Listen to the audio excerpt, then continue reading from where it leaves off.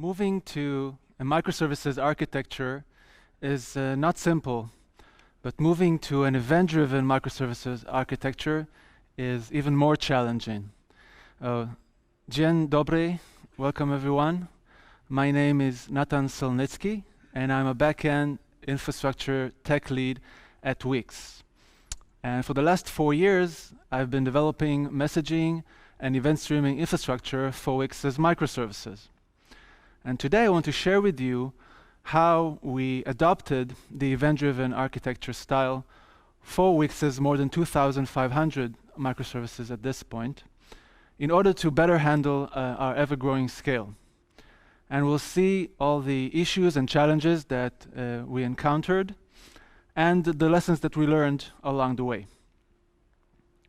But first, a few words about Wix. So Wix is a powerful website building platform that allows you to create websites for all skill levels, from completely automatically to have a bespoke, unique design just for you. And it allows you to manage your online presence, but also manage your business online, from managing the bookings and schedule of your studio for yoga or Pilates to sophisticated tools like drop shipping for third party. And there are more than 100 million websites built on Wix, which is around 6% of all internet websites.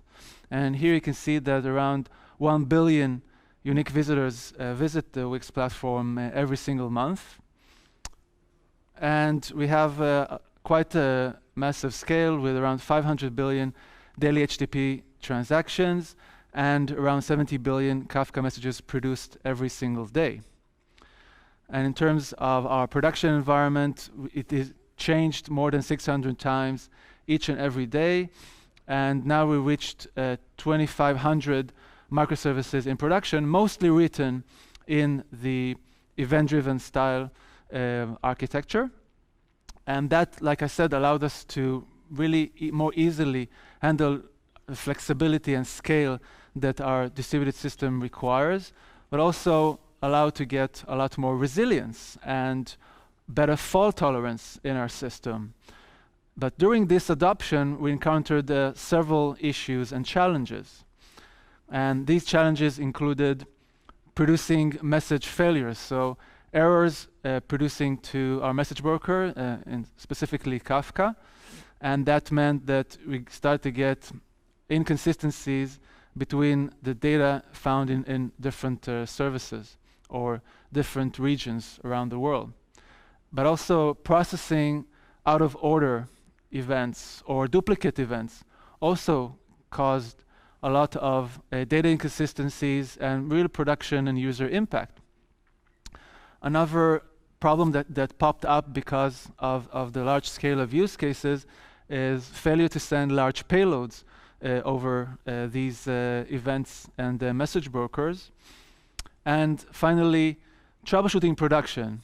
Just a lot more hard to investigate, debug, and fix issues related to the event-driven style. So we managed to successfully meet all of these challenges, and that I'm going to deep dive into in this talk.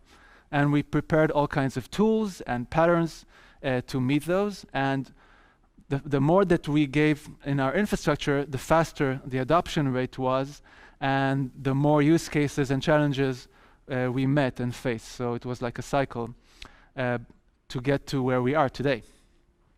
But before deep diving into that, let's do a really quick recap of how does event-driven architecture actually works. So if we look at services interactions in our distributed system, and I'm taking an example of an e-commerce solution that, of course, we have at Wix as well. So we look at a cart service that manages all the items found in a specific cart of the shopper, and it requires to interact with a catalog service that manages all the products found in the online store catalog. And also it needs to interact with the user service, because there you'll find, okay, is this user registered user or one-time user, anonymous user for this cart? And of course, it also needs to interact with the inventory service, because it needs to know whether the items in the shopping cart are still have some inventory left. So if we look at request-reply style communication, then the cart service will actually fetch the information it requires via HTTP or RPC from each of these services. And we may end up with some scaling issues in this regard. For instance, there could be some performance and slowness issue. We are in the microservices realm, so we are encapsulating and hiding the database found for each service separately behind the service API. So the cart service can't do join on all these tables found in all these services because it's really anti-pattern in microservices. So it will fetch the information it requires one by one from these services and do an applicative join later on.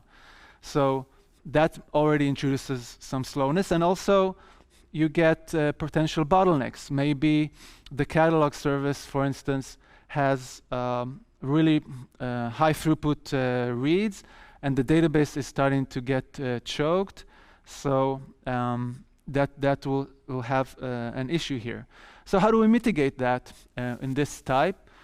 We usually introduce some caching mechanism, and the cart service will cache the data that it's found that it needs from these services. But of course, in software engineering, getting cache to be just right and knowing when to invalidate it and not get stale values is really a hard thing to achieve if you want good performance. So it's not a silver bullet, but it can definitely help in such situations. Another issue we face with request-reply style is what to do with unreliable network, right? We can definitely get situation where we cannot reach one of the services, or there's some issue with the service, and then you get a failure on the original user request. And they could even be a chain of requests here from one service to the other, and then the last service in the chain, only it has some issue. So now the problem is propagated all along the service chain, and we can have timeouts and can really affect really badly all of this chain inside our distributed system, a cascading failure. So how do we mitigate that? We can add some retry to all these calls, and in order to limit the amount of potential issues, we can also introduce circuit breakers and stuff like that. But it's really hard to do that like in a standard holistic way for all of our distributed system, and we know, oh, now we solve the issue. You're probably going to do a lot of tweaks and do a lot of changes to make all of this reliable in your hundreds or thousands of microservices, and that's a bit tricky to achieve. Now, if you compare this to the event-driven style, then we flip the order here, right? The catalog service now produces events, in this case produces product updated events to the topic, and it produces it to a message broker. In our case, LX, it's Kafka. And with this message broker, you can really improve your scaling requirements, because specifically with Kafka, you can have really, really fast and high throughput, where you just write mostly to the memory of the broker, and really fast commit logs, etc. And if you want to scale it, you just add more partitions, and it's really easy to scale up. Now, it's also a lot more robust in terms of the interaction between the services, because they really don't know about one another. The catalog service produces the event, and if the cart service for some reason is unavailable, it doesn't matter. The catalog service is unaware of that. It will produce the events to the topic, and when the cart service actually goes back up, it has the ability to start consuming the events from the first place it stopped before when it started having issues, right? So you get guaranteed to complete event processing for all the events and not lose anything. And because of this decoupling, you get a lot more robustness. So I'm going to deep dive now on the challenges that we faced, but I just want to clarify that the stuff that I'm describing are all true, but they happen sometimes in parallel, but I'm showing it in a linear fashion timeline, and of course happen to all kinds of products around Wix, but I'm going to focus on the ecom solution for simplicity. So back in around 2016, we really started to think that we want to use event-driven style of communication seriously.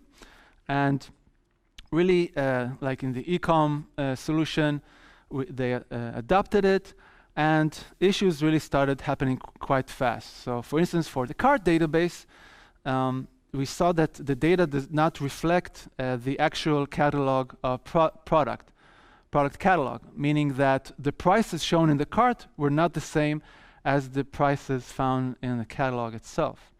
So after investigating this, we found that sometimes the catalog service actually failed to produce the events to the broker. So product updated events didn't reach the cart service consumer, and so it wasn't able to update the prices sometimes inside the cart. So the challenge here is how to mitigate issue of producing message failures. And if we think about it more deeply, we actually want our producers, our publishers, to have an atomic operation where they update their own database and publish events for other services to consume in an atomic fashion, so that we're trying to achieve consistency around our entire distributed system. So our solution for this was to introduce the concept of a resilient producer, where if the catalog service fails to produce the events to the broker, then the resilient producer falls back and produces the events to S3.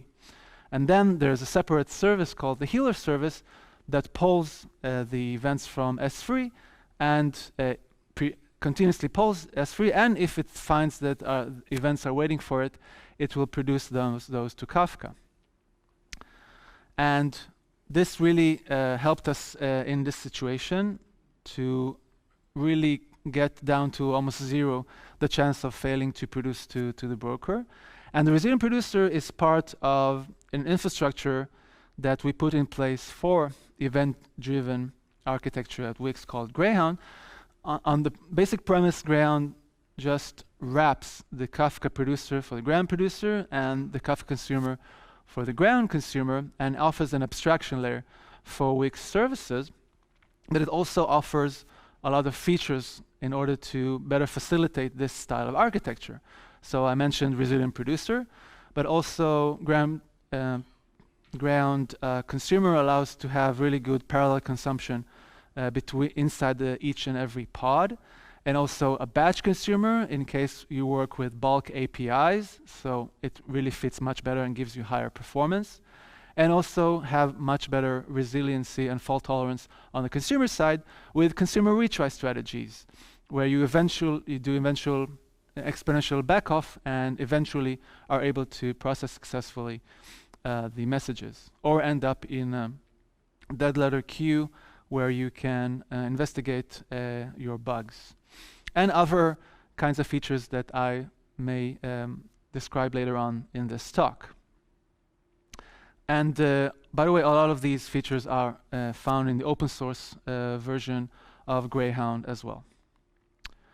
So in 2018, we already had Greyhound Resilient Producer and Consumer Retry. So because we really elevated the amount of resiliency in our system, the adoption rate for our microservices to use this style really picked up. And more and more usages of Resilient Producer. And then we started having another issue, because maybe you can think about what can happen when you have a completely different service handling fallbacks for the original service. And what can happen actually in this case is out of order processing.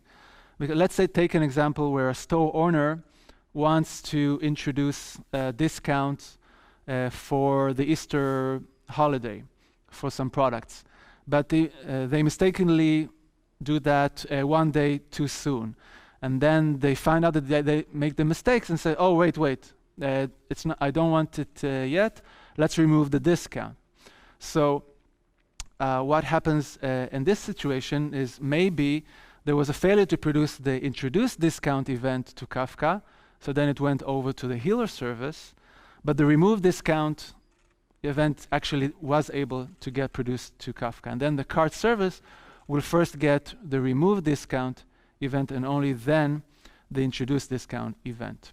So the challenge here is what to do in case you get out of order processing and also duplicate processing event. In the talk beforehand on Hazelcast, Andre showed the famous tweet on the two biggest problems, hard problems in distributed systems is 2 exactly once delivery, 1 out of order processing, and 2 exactly once delivery. So yeah, so definitely something that can happen in any distributed system. And how we mitigate this at Wix? We put a revision ID, an identification, for each of the domain entities that we stream along in our events throughout our services. So we have the version, the current version of the, let's say, the catalog product ingrained into the schema. So the current version for when we introduce discount for the product is version 10. And currently, the cart service has version 9 of the product. So even if it first gets version 11, it can process it, but it will disregard completely version 10 because it already handled version 11 and it won't go back. Of course, in this case, you won't get only deltas in your events, like what has changed since the last event that I produced. You probably want to put the entire context in the event, like the actual current product price and not the amount of discount, in order to be able to handle it, because you're going to skip events potentially and you need to know the latest state. Now, another way to mitigate out of order processing and also have atomic execution of producing to my service and publishing for the rest of the services the change is to use the debugging connector. So debugging actually allows to access the commit logs of the databases. So similarly to how Kafka has these commit logs of events, all databases also have these, because that's how they replicate data between different replications, read-only replication and stuff like that, and how they back up the data with these files. So debugging actually listens to changes in these files and then produces these changes over to Kafka broker or other message brokers as well. Now, at Wix, we decided not to use debugging, even though it guarantees that the events will come in the correct order, because these are a bit low-level events, and we work in like domain events with our own schemas, and this will make it a bit more complex and duplicate the amount of events. So currently we're not using debugging for our mainline producing, mostly for database migrations and stuff like that, but we may revisit it in the future. Currently, the resilient producer gives us such high guarantees of delivery that we don't really feel the need to switch over to debugging. Now, as adoption continued to increase for events at Wix, more problems happen also for e-commerce, specifically the inventory database. The data did not actually reflect the data inside the database, the actual physical inventory of the online store. So it showed less inventory than there was actually found. And that meant that the store will lose potential customers because there is inventory to sell, but the system doesn't show it. And upon investigations, it was found out that the problem was duplicate processing. So the payment event was published from the payment service, and then the inventory service decremented the amount of each of the items that were paid for by 1. And then in the same event that of payment, there were other stuff that the inventory service needs to do. Maybe interact with the delivery service so that we get delivery for these items. And so the inventory service successfully decremented the amount, but it failed in its interactions with the delivery service.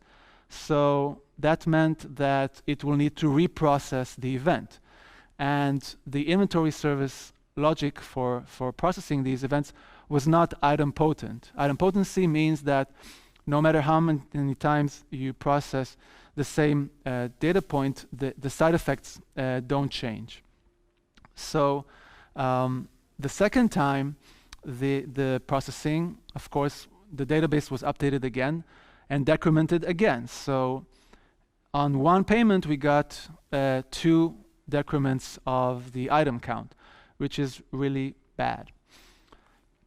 So how did we mitigate this? We introduced yet another identifier, and this time it's called the transaction ID, and it's not part of the domain entity, the payment, it's actually part of the event. But still, it is found on the database schema. It's a column in the database, something like that, where it's part of the database schema, which means that once you already go through one processing and reaching the database, you already write down the last transaction ID for this item. And if you get it in a duplicate again, you say, oh wait, I already processed this transaction, I'm not going to decrement it again, the database update will fail, and you'll be safe. The inventory service will be idempotent and will handle and will do deduplication correctly. Great, so in 2019, we got a lot more robustness for our data. It's more consistent with revisions identifiers and transaction identifiers for our schemas. And because of the huge success of this infrastructure, so many use cases started using it, including use cases with just large payloads. And not necessarily something that you would expect, like the product catalog service failed to sometimes produce events to the broker just because the description text of the products allowed to provide a lot of information. And some stores decided to write whole books there, and it just reached more payload size than was allowed.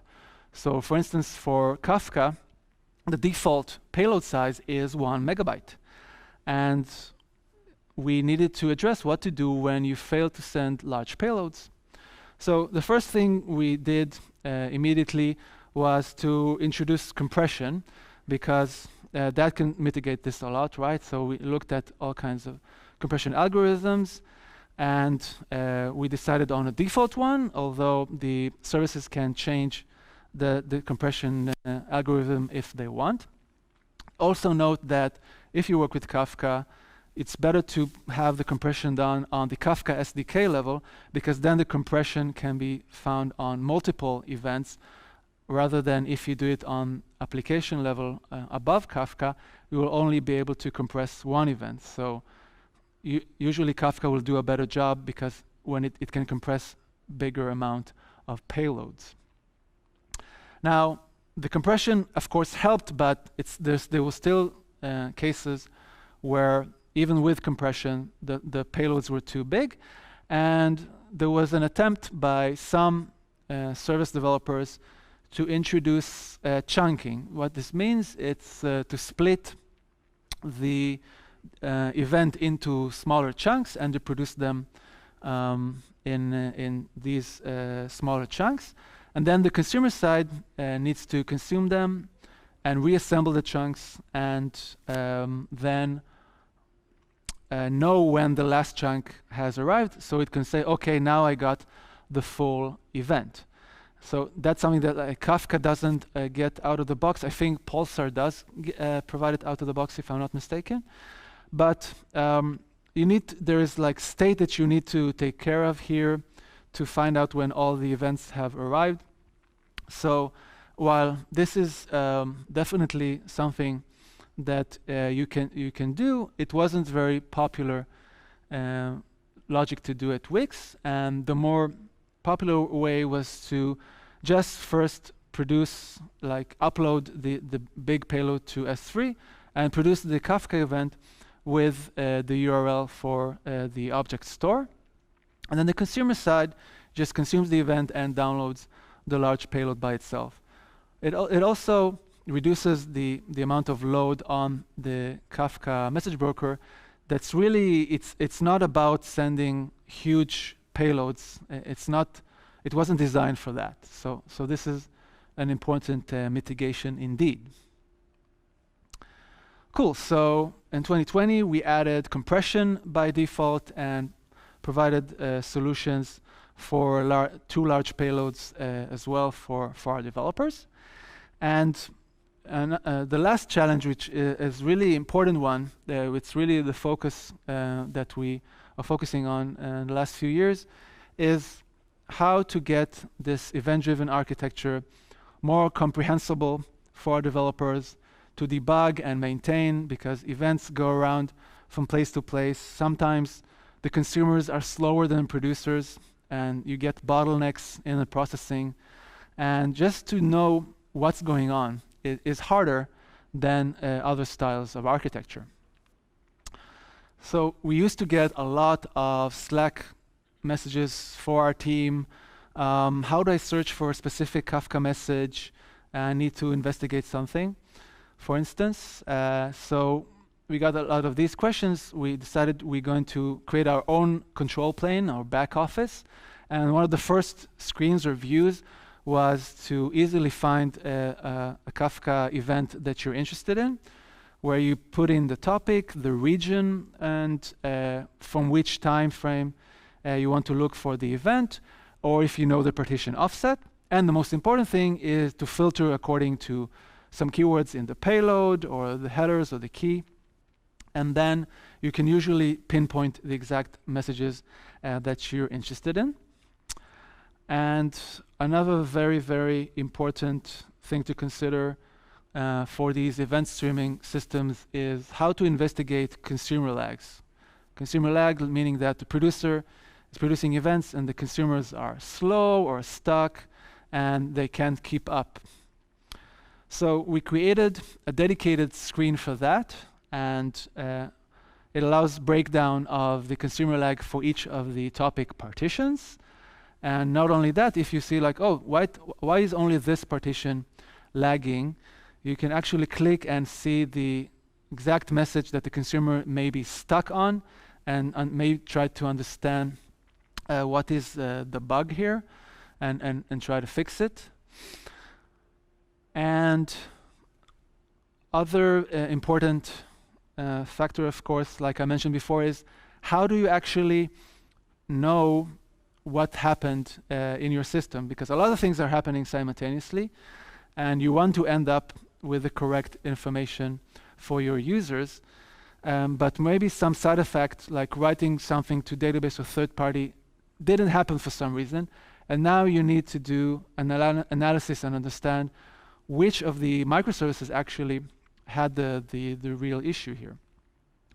So we actually built into the infrastructure an easy way to track the original user request. So we have the request ID and the user ID propagated by Greyhound, our infrastructure on top of Kafka, so that it is propagated by all the producers and then also by the consumers.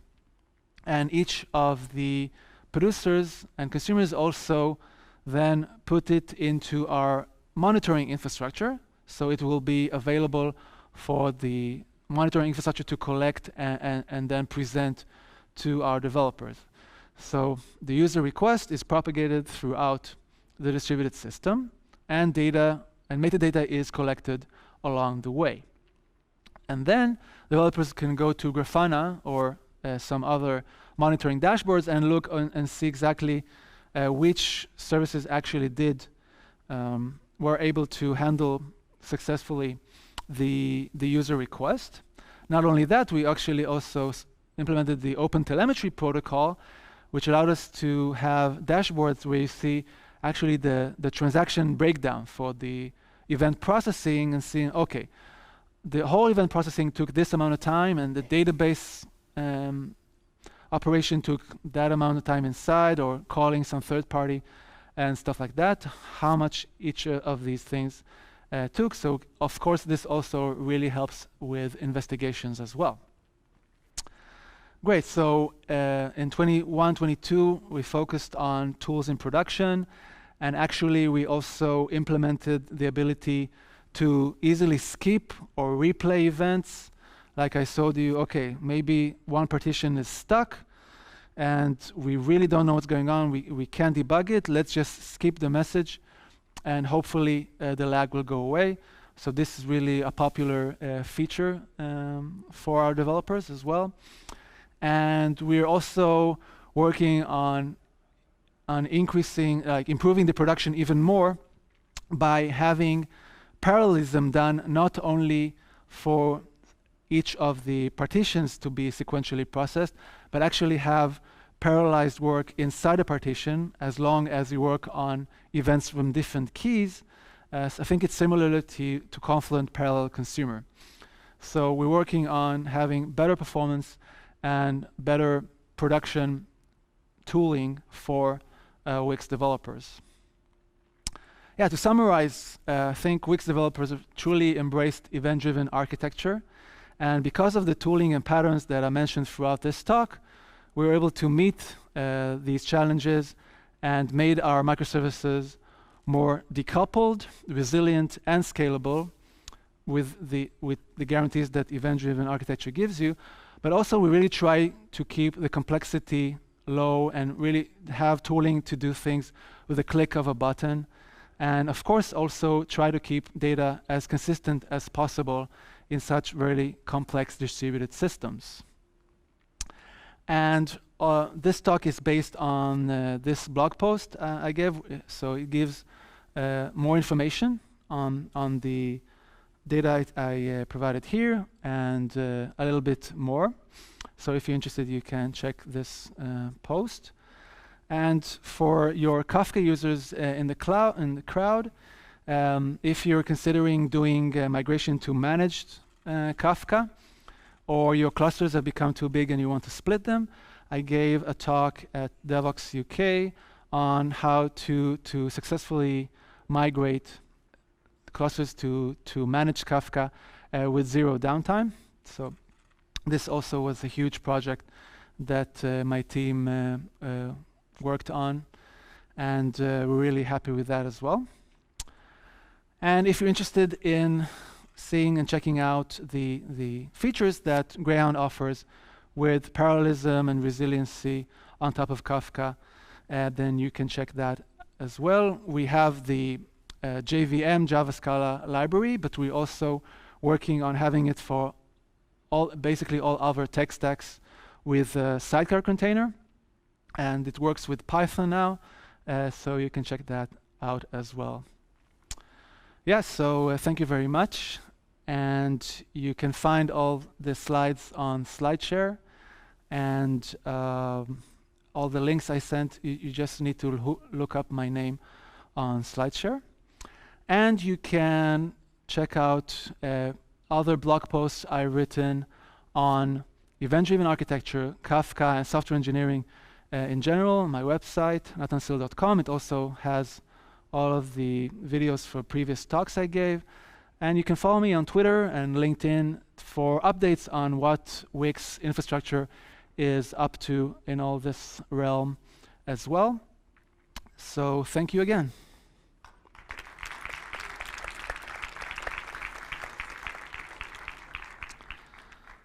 So let's see if there are any questions. Yep.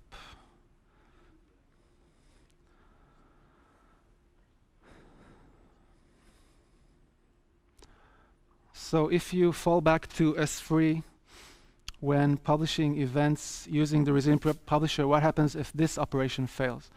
Yeah, so it's a good question. In the past, we actually wrote down the messages first to the local disk, and we're able to usually get really good performance because, well, you get that guarantee when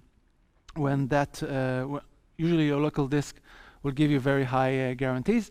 But since we moved to Kubernetes deployments, of course, that becomes highly irrelevant as pods can easily go down and you are disconnected from the mounted volume. So of course, if both Kafka and S3 are currently unavailable, then yes, you will end up failing to produce. It's just a matter of trade-offs, right? You can use something like debugging. There's also the outbox pattern, where you not only write the event to the update to your database table, you also write the event to the database, and then another service is in charge, another thread or something is in charge of making sure these events are successfully produced, but you have the atomic guarantees of the database. So that's one way to go. It's simply a trade-off, right? If you don't want to overload your database and you think that this guarantee is good enough, like we do at Wix, so we can go with fallbacking to S3.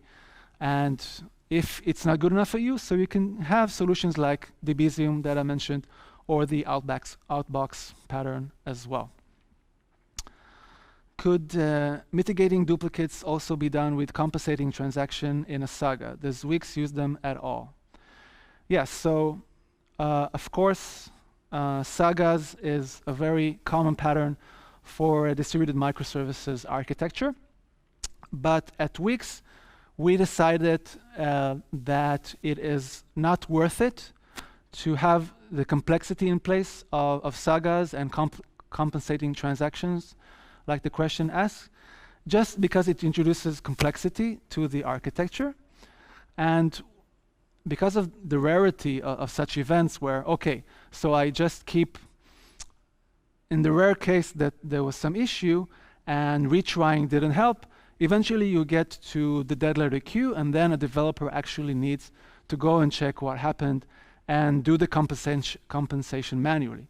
And happily, I can report that that happens really, really rarely. In the future, we may decide to use workflow systems similar to temporal. If we maybe consider using temporal for instances where, you know, like with payments and stuff like that, where we will set up workflows, which is more imperative style programming, and there you can more easily design your sagas and your orchestration of these sagas, because I think it's more difficult to do if you're choreographing with event-driven style. But I do have to say that we are pretty satisfied with how things are going now. But it's not good to rest on your laurels, and maybe we just don't understand that working with workflow systems such as temporal can really benefit in certain situations, like with payments and stuff like that, where it can really be useful. So not get like one thing fits all situation, but only the future will tell. Is Wix monitoring tool for Kafka open source and available? So unfortunately not, because we built it on not on Spring Boot or something like that. It's built on our private code like microservices infrastructure. Maybe in the future we will migrate it to something like Zio applications or maybe even Spring Boot, and we were able to do that. But actually this this monitoring tool is comprised, I think, of at least 10 microservices on its own. It has a very interesting architecture because it deals with all of the regions that Wix deploys stuff on, and it uses Kafka replication and then it can show everything from all the regions at the same time really easily. So it's quite a complex system to open source as is. And I don't think Wix will provide it as a cloud solution because it's not Wix's business. But hopefully, there are other tools in the industry like Conductor, and there's Yahoo. There's the Yahoo tool, and there's Confluent Control Center. So there are tools available in the industry. For us, they just didn't meet all of our requirements, and we really needed stuff specifically for us. For instance, skipping or replaying events is crucial for us because we don't really we know how to time out events, right?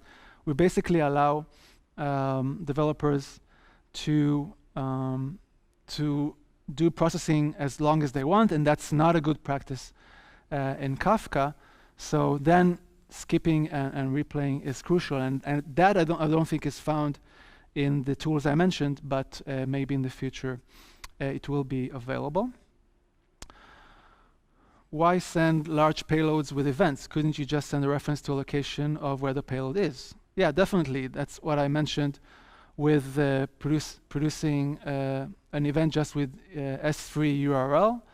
And also, if you work with, you write in bulk to your database, and then you want to publish bulk events, then also you don't need to put too much in the payload. You can just give the ID, and then the consuming service can do a call from the other service. But of course, this is trade-off between performance, simplicity, and stuff like that. So it really depends. What issues are you having currently and haven't been solved yet? Okay, that's a good question. I think one of the areas that really isn't solved that amazingly currently at Wix is situations where you have long processing times. So we had situations where you have Kafka consumers that process the events by opening Selenium drivers, something like that, and running headless browsers, and that's stuff that take a long time. And then say, wait, why am I getting duplicate processing for this? Why do I need to start doing all kinds of idempotency and deduplication and like having database tables to coordinate all of that? I just want to run my Selenium driver. And yes, Kafka is not really built for that. That's why I mentioned stuff like temporal, that for certain use cases, like long-running tasks and like sagas where you have situations where it's critical to do to abort the transaction and make sure that there's correct refund automatically. So stuff like that, it's not the places where Kafka shines, right? Kafka shines where you need to move big chunks of like many events from place to place in really low latency and high speed. Like when you produce, you change your database and you want everyone else to be updated with that. So we're thinking about having workflow technology like temporal for that. For such a number of services, how do you coordinate processes across them? So it's not like there is one process at Wix that encompasses 2,500 services. You have your website rendering flows, and you have editing flows, and you have general flows, and you have specific application flows, because there are thousands of applications running, and there are countless lines of custom user code that they wrote in JavaScript and are running on our system.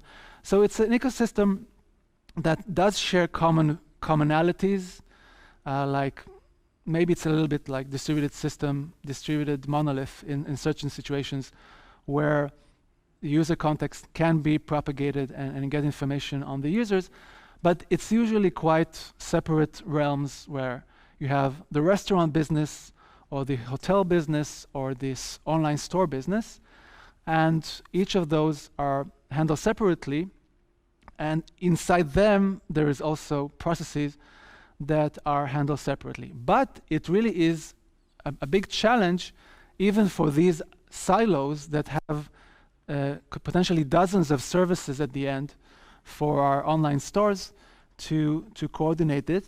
And this is where our tooling is critical, to easily visualize things and easily track events and easily pinpoint the root cause of an issue and solve it fast. And also have infrastructure in place that is bulletproof and battle tested, so you can focus on the business logic of the microservice, and usually you just have everything else taken care of. Of course, it's not 100% guarantees, but you have less possibility to introduce bugs and stuff like that, at least.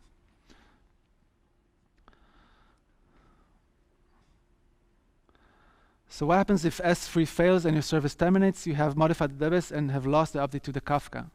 That's true. I think I already answered a very similar question, that it's a trade-off, and you can decide to go with alternatives like the outbox pattern if consistency is like you need it 100% of the time. And but for us, like I said, it's rare that both Kafka and S3, it's extremely rare that both Kafka and S3 is unavailable, so it's good enough for us.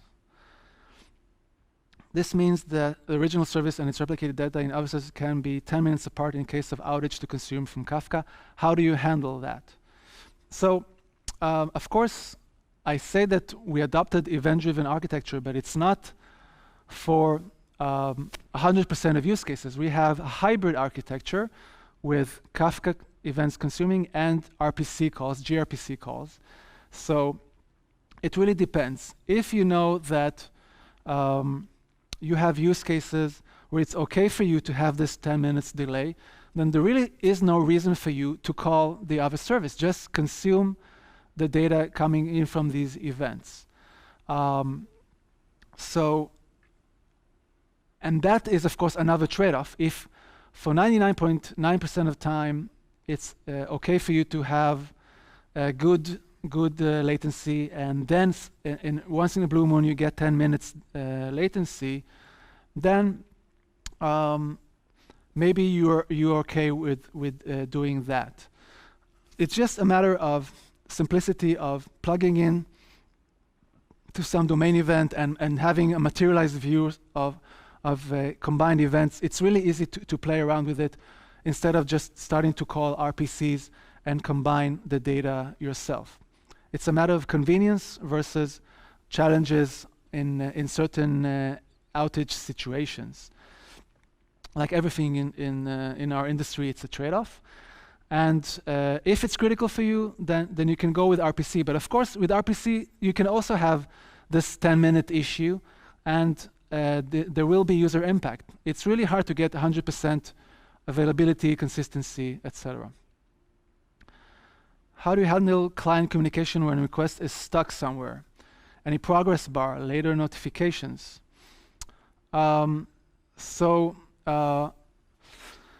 We do have a lot of situations where we have Kafka interactions in the backend, and then responses arrive back to the client with WebSockets.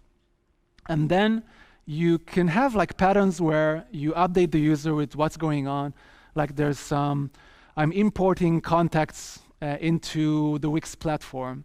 And you can have like really a progress bar that you have events that say, I handled my chunk, which is 1/10 of the whole job, and then you can increase the progress bar by 10 percentage points. So there is a way to deal with event-driven style also all the way to the browser interactions with the user there. And anything else is really masquerading the fact that we were the distributed system, and the client clicks on a button, but then 10 services are going to interact either way. It's just a matter of how they will get the response back. It's definitely doable with event-driven style. How did you handle consumer failures in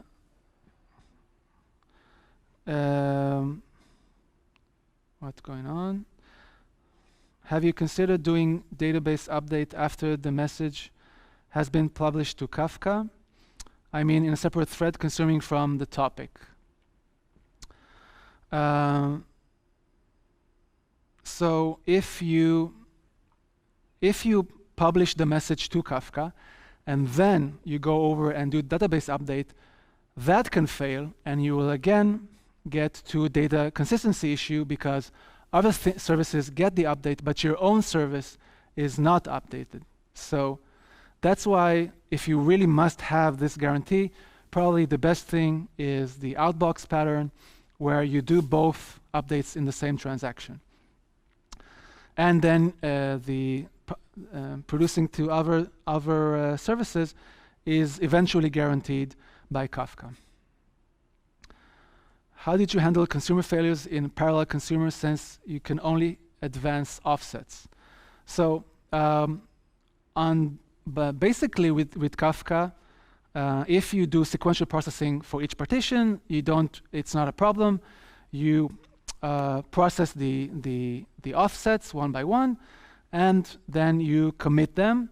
So if there's some issue when you restart, you will always start off from the correct offset because you handle the partition sequentially.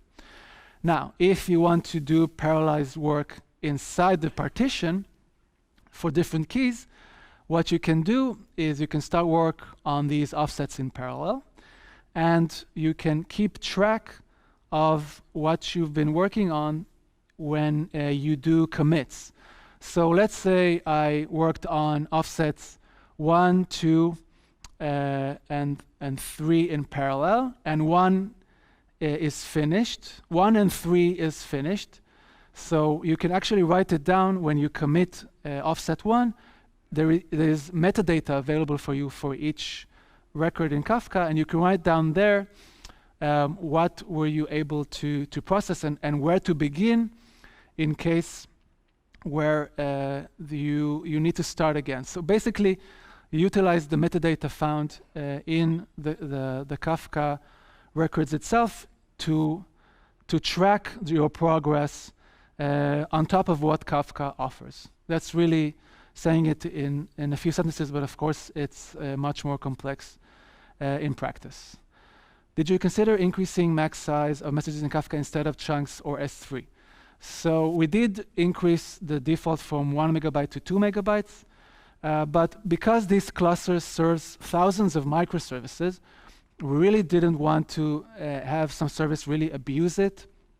And so we're quite conservative in this regard, and prefer to keep the clusters as healthy as possible and just have these. It's not like every third use case has this issue. It's only a few percentages, and there are mitigations to that situation. So we decided to do that. Maybe we're too conservative and we can increase the max size even further, but that was our decision for this time. Yeah, I think that's it. And really great questions. I really, I'm happy that you're able to think of more edge cases. And I'm available to DM on Twitter, and so you can ask more questions you think about later on. And I'm available also in the conference itself, so you can find me, and that's it. So thank you very much again.